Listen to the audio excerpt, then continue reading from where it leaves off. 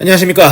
구 UFC 벤턴급 파이터 현 약사 면허 보유자 손진수입니다. 오늘 크레아틴에 대한 이야기를 한번 해볼 건데, 요건 왜 세워놨냐면, 이제 제가 선수인 줄 아는데 약사인지는 모르는 분들이 계실까봐, 얘 왁구가 믿음이 안 간다 싶을까봐 이렇게 면허증을 세워놨고요. 또 이제 바쁜 이 현대사회 속에서, 저도 그렇지만 이제 믿을만한 사람이 생각하지 말고 그냥 이렇게 해라 하는 거 좋아하시니까, 또 이렇게 시간 없는 분들을 위해서 간단하게 중요한 부분만 요렇게 해라 라고 정리를 해주고 가겠습니다. 일단 첫 번째, 크레아틴 5g 먹는 게 맞아요? 20g 먹는 게 맞아요? 물어보시는 분들이 있으시거든요. 그냥 5g씩 매일 드시면 됩니다.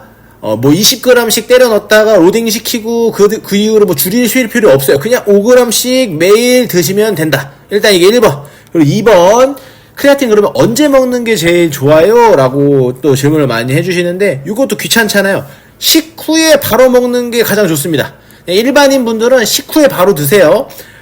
근데 운동하는 선수들이다, 내가 조금 훈련을 좀 빡세게 한다 하면은, 운동 끝나고 식사를 할 때, 그때 운동 끝나고 식사하고 바로 크레아틴 드시면 그게 제일 좋습니다. 그리고 세 번째, 그리고 개체량 해야 되는데 크레아틴 그러면 언제부터 끊어야 되냐 물어보시는 분들이 있어요. 크레아틴이 또 이제 수분을 잡고 있단 말을 들으시는 분들 계셔서, 저도 그렇지만 크레아틴은 개체 한 달 전엔 끊습니다. 그래야 수분 감량을 해야 하는 종목에서는 감량 때문에 피를 보지 않을 수가 있어요. 그리고 네 번째, 크레아틴 뇌기능에 도움되는 거 맞냐? 크레아틴 뇌기능에 도움이 되는 거 맞습니다. 뇌기능에는 근데 20g 먹어야 되냐, 5g 먹어야 되냐, 이런 말들 있잖아요. 요거는 조금 뒤에 좀 자세하게 다뤄보도록 할게요. 그리고 마지막, 크레아틴을 먹으면 탈모가 온다는데 맞냐? 그것은 크레아틴 때문이 아니라 빠질 때가 된 거다 라는 말을 드리면서 이렇게 정리를 마칩니다. 그러면 이제 크레아틴에 대해서 조금 자세하게 알고 싶은 분들을 위해서 좀 시작을 해보도록 할게요. 그럼 이제 조금 자세히 알아보면은, 이제 크레아틴이 무슨 일을 하느냐를 좀 알아야 조금 제가 하는 말들이 좀 이해하기가 쉬우실 것 같아요. 그래서 사람 몸은 이제 ATP라는 것으로 이제 에너지원으로 사용을 하는데, 사람 몸의 근육이 ATP를 처음에 한 2초에서 3초 정도 사용하다가 ATP가 다 떨어지면 이제 크레아틴 인산이 ATP를 다시 재생산해주는 역할로 쓰입니다. 그렇기 때문에 크레아틴을 먹어서 몸에 에너지원을 공급하겠다, 이게 이제 크레아틴을 섭취하는 주 목적이라고 생각을 하시면 돼요. 그러면 어쨌든 이렇게 에너지원을 공급을 해주는 건데, 에너지원을 공급을 해주는데 왜 근력이 증가한다는 말들을 많이 할까라는 생각을 하게 되잖아요.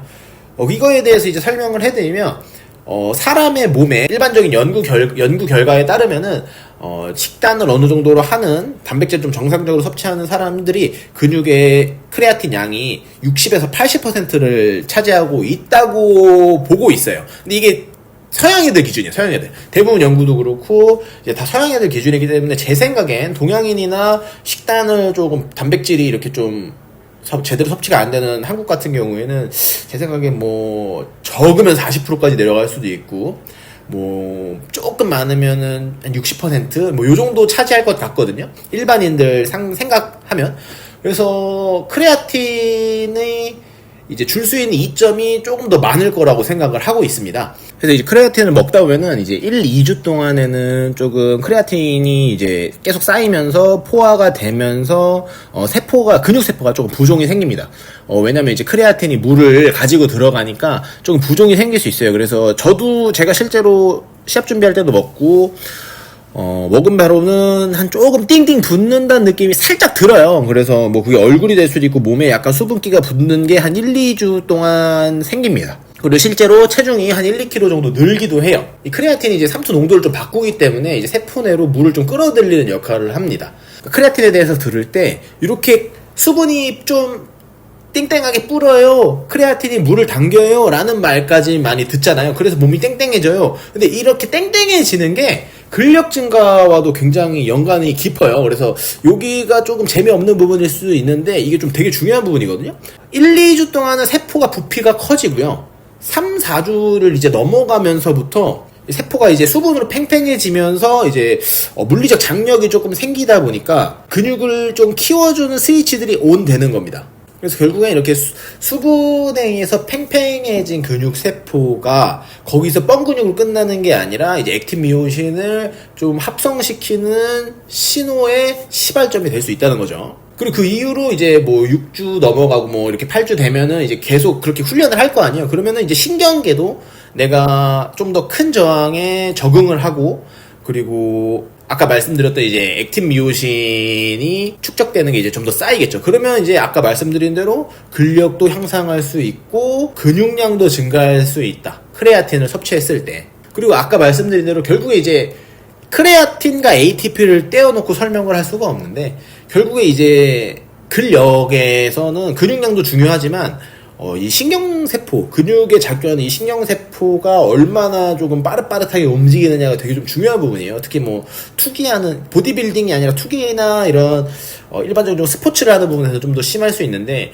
그런 신경세포가 좀 빠릿빠릿하게 움직일 때도 결국 이 ATP가 필요로 하거든요. ATP가 잘 공급이 돼야 신경세포에 내가 신경물질을 너 이래야 돼 라는 이래야 돼 라는 요 신경전달 물질을 잘 내뿜을 수 있으니까. 근데 그런 거에도 이 크레아틴의 섭취가 굉장히 조금 도움을 줄 수 있다. 그래서 근력 자체도 향상이 될 수 있다는 거죠. 첫 번째 이제 좀 이렇게 하세요라고 정리를 할 때 그냥 5g씩 먹으세요라고 했잖아요. 그러니까 이게 또 제가 옆에서 좀 주변에서 지켜본 결과로는 선수들도 그랬고, 그러니까 20g씩 때려버리다 보면 조금 소화기가 좀 안 좋다고 하시는 분들이 있으셨어요. 좀 설사를 한다 이런 분들이 있으셔서. 그리고 그냥 5g씩 매일 한 스푼이거든요. 그러니까 5g, 대부분 5g이 한 스푼은 나와요. 그래서 그거 한 스푼만 딱 먹으면서 되게 편하니까 복약 수능도가 좀 많이 올라간다고 해야 될까요? 그래서 그게 조금 더 추천을 드리는 바예요. 그리고 이제 크레아틴 언제 먹어야 효과가 좋나요? 라고 말했을 때 이제 제가 그냥 식사하고 드세요 라고 했잖아요. 또 그게 이제 대부분의 좀 일반인 대상으로 하면 그게 좀 맞는 말 같아요. 왜냐면은 식사를 하고 난 직후에 뭐 탄수화물, 단백질 이렇게 들어가잖아요. 그런 다음에 인슐린이 그때 나오게 되는데, 그 인슐린이 뭐 크레아틴을 근육 속으로 넣어주는 그 그런 수송체라고 하는데, 그거를 같이 활성화를 시킵니다. 그래서 크레아틴의 근육 세포로의 흡수가 훨씬 더 높아져요. 그렇기 때문에 식사를 하고 드시는 게 좋고요. 근데 내가 만약에 좀 고강도 훈련도 하고 운동을 좀 매일 규칙적으로 하는 사람이고 선수야, 그러면은 제일 베스트, 진짜 더 베스트는 훈련을 하고 식사하잖아요. 식사하고 바로 크레아틴을 먹어주는 게 제일 좋아요. 그래서 베스트 타임을 찾자면 이거고, 근데 좀 내가 매일 그냥 규칙적으로 아까 말씀드리잖아요. 이렇게 해서 까먹어서 안 먹는 것보다 그냥 더 매일 먹는 게 좀 더 중요하거든요. 왜 그러냐면 그 농도를 100%를 맞춰야 되기 때문에, 계속 섭취해서. 그렇기 때문에 그냥 5g씩 식후에 매일 드시면 됩니다. 그게 제일 편해요. 그리고 이제 UFC에서 제가 시합을 뛸 때도 크레아틴을 먹었었는데, 크레아틴이 아까 말씀드린 대로 이제 수분을 좀 잡고 있어요. 어느 정도 삼투에 영향을 주기 때문에. 그리고 그 삼투가 계속 말씀드리지만 근력에 영향을 준다고 말씀을 드렸죠. 그래서 저는 개인적으로 한 달 전을 제외하고는 항상 거의 크레아틴을 먹었었어요.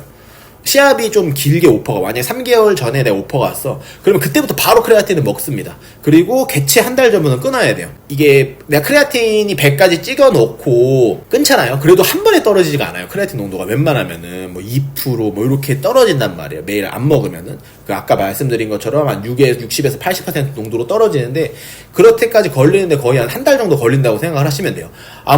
더 디테일하게 해서 뭐 2주면 떨어져야 돼.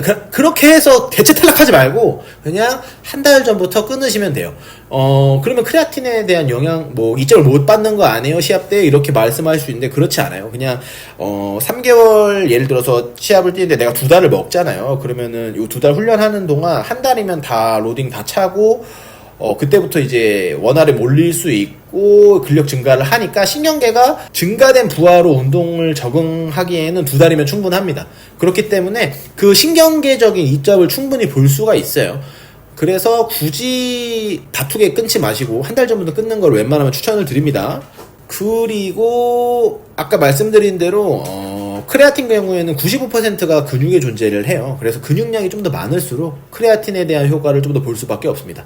그리고 나머지 5%는 심장과 뇌에 존재를 해서, 지금 말씀드린 건데 크레아틴이 이제 20년도부터 해가지고 계속 연구가 좀 많이 되는 것 같아요. 이제 뇌에도 도움을 줄 수 있다 라는 부분들이 되게 많이 나와요. 근데 약간 조금 연구들이 아직은 이제 근육보다는 조금 보편적이지 못한 이유가 뇌는 이제 BBB라고 아무거나 뇌로 통과를 못하게 뇌가 되게 중요한 부분이니까 막아놓는 이 장벽 같은 게 있습니다. 그래서 이제 크레아틴이 그 BBB를 넘어가는 게 쉽지가 않아요. 그래서 뇌세포에도 이제 크레아틴이 에너지를 써야 되잖아요. 그 쌓이는 속도가 이제 일반 근육보다는 굉장히 좀 느릴 수밖에 없다. 근데 어찌됐든 크레아틴 하면은 생각해야 될 건 뭐다? ATP만 생각을 하시면 돼요. 근데 이제 내가 만약에 대부분의 연구들이 좀 극단적인 게 수면을 굉장히 못했을 경우, 뭐 나이가 많은 경우, 뭐 뇌에 충격을 받는 경우, 약간 이런 식으로 조금 좀 극단적인 경우들이 있는데, 결국 이런 모든 상황에서 뇌에 데미지를 줄 수 있는 상황에서는 뇌세포가 ATP가 제때제때 공급이 안 될 수가 있다. 근데 이때 크레아틴의 농도가 높으면 ATP 공급이 안 될 때 ATP를 공급을 해주니까 뇌세포가 살아남을 수 있다. 뇌에 도움을 줄 수 있다. 결국 이 말이에요. 그러니까 ATP가 뇌세포에서 ATP가 공급돼야 될 때 제대로 공급이 안 되면 이 뇌세포들이 죽어버리거든요. 막 세포 자살이라고 하는 세포 자살을 막 해버려서 좀 문제가 되기 때문에 크레아틴이 좀 들어가면은 이렇게 뇌기능적인 부분에서 도움을 줄 수 있다라는 연구들이 좀 있습니다. 그래서 대부분 보면은 아까 말씀드린 대로 조금 상황이 극단적이기도 하고 BBB 때문에 좀 고용량으로 섭취를 하는 경우가 많아요. 아까랑 근육이랑 다르게 뭐 한 20g씩 먹었다는 경우들이 많고, 근데 결국에는 계속 5g씩 좀 근육보다 더 장기 걸리겠지만 때리다 보면은 뇌세포까지도 결국에는 그 농도가 어느 정도 포화가 되기 때문에 그냥 조금 많이 때리기보다는 또 이제 소화기에도 분명히 문제가 있을 수 있기 때문에 계속 꾸준히 섭취를 하시다 보면은 일반인분들 개체할 일이 없잖아요.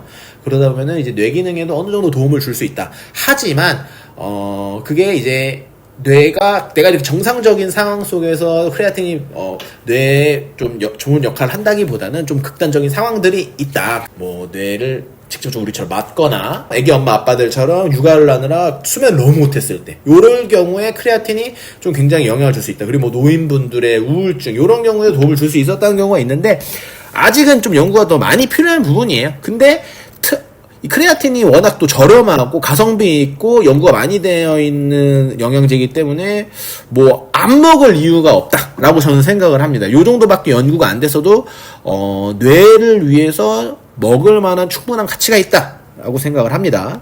그리고 마지막으로 뭐 여러 가지 요새 뭐 제재를 바꿔가지고 크레아틴 나오는 경우가 있는데 그냥 크레아틴 모노하이드레이트 드시는 게 제일 좋아요. 그게 제일 저렴하고 연구도 잘 되어 있고 그리고 99% 거의 위장관 흡수가 되기 때문에 뭐 이상한 뭐 덥수를 높였어요. 덥수를 높일 게 없어요. 이미 모노하이드레이트에서 더 높일 수가 없어. 그냥 딴 거 말고 그냥 모노하이드레이트 드시면은 제일 좋습니다. 그래서 일단 뭐 제가 컨텐츠를 좀 처음 하는 거기도 하고 최대한 좀 쉽게 얘기를 해드리려고 했거든요. 근데 좀 너무 어려웠다거나 뭐 조금 더 쉽게 설명이 필요하다거나 하신 부분이 있다면은 또 저한테 댓글 좀 달아주시고요. 다음에 또 만약에 필요하신 정보들이 있으면은 저한테 얘기를 주시면 제가 다시 한번 영상으로 컨텐츠로 제작을 한번 해보도록 하겠습니다. 그러면 오늘은 여기서 마치겠습니다.